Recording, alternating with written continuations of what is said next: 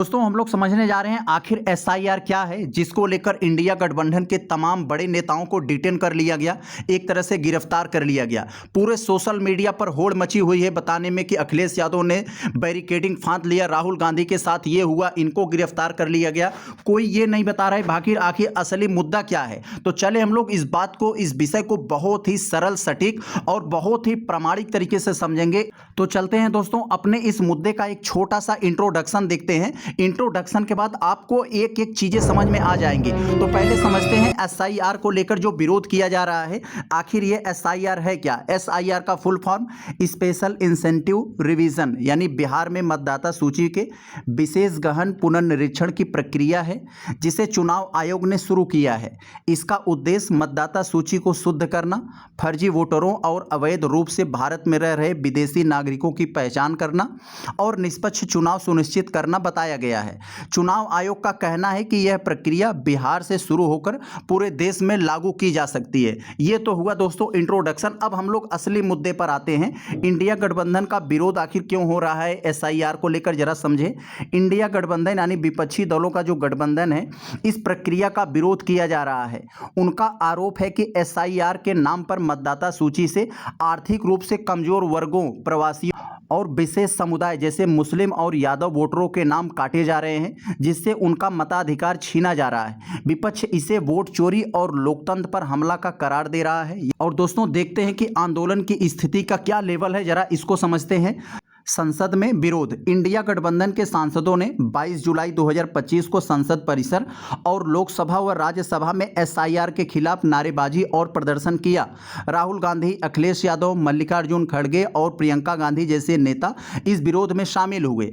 आज यानी 11 अगस्त 2025 का मार्च के बारे में समझते हैं। इंडिया गठबंधन ने संसद से चुनाव आयोग कार्यालय तक मार्च निकाला और इस मुद्दे पर चर्चा की मांग की। सुप्रीम कोर्ट में याचिका दाखिल की गई। तो क्या हुआ, विपक्ष ने एसआईआर के खिलाफ सुप्रीम कोर्ट में याचिका दायर की, लेकिन कोर्ट ने प्रक्रिया पर रोक लगाने से इनकार कर दिया। अगली सुनवाई 28 जुलाई 2025 को होनी है। आरजेडी नेता तेजस्वी यादव ने कहा कि अगर मतदाता सूची में गड़बड़ी हुई है तो विपक्ष बिहार विधानसभा चुनाव का बहिष्कार कर सकता है। हालांकि कांग्रेस ने इस बयान से दूरी बनाई। यस, अब दोस्तों हम लोग समझते हैं कि आखिर विपक्ष का मांग क्या है। वो क्या मांग कर रहा है कि भाई एसआईआर प्रक्रिया को वापस लेना चाहिए, संसद में इस मुद्दे पर विस्तृत चर्चा होनी चाहिए, प्रक्रिया में पारदर्शिता और निष्पक्षता सुनिश्चित करना होगा। सरकार और चुनाव आयोग का क्या पक्ष है, इस पर जरा समझते हैं। चुनाव आयोग का कहना है कि एसआईआर प्रक्रिया उसके अधिकार क्षेत्र में है और वो इसके उद्देश्य से मतदाता सूची को शुद्ध करना है। सरकार ने संसद में इस मुद्दे पर चर्चा से इनकार किया, जिसे विपक्ष लोकतंत्र के खिलाफ मानता है। यस, अब दोस्तों जो कुछ भी हमने ऊपर देखा उसका कंक्लूजन समझते हैं कि आखिर उसका निचोड़ क्या है। एसआईआर एक विवादास्पद मुद्दा बन गया है, जिसमें विपक्ष इसे मतदाता अधिकारों पर हमला मानता है, जबकि चुनाव आयोग इसे आवश्यक सुधार बताता है। इंडिया गठबंधन इस प्रक्रिया को रद्द करने के लिए संसद से सड़क तक आंदोलन कर रहा है, जिसमें जंतर मंतर पर प्रदर्शन और चुनाव आयोग तक मार्च शामिल है। यस, तो दोस्तों देखा आप लोगों ने, जो भी आज इतने बड़े लेवल पर आंदोलन हुआ, बड़े बड़े नेताओं को डिटेन कर लिया गया।